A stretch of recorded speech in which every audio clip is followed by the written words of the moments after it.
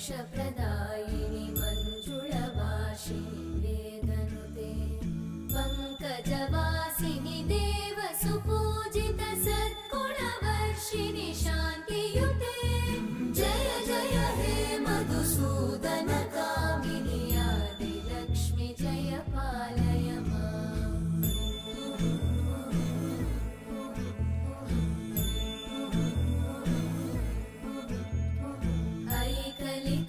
ऐकलिकल्मषनाशिनि कामिनि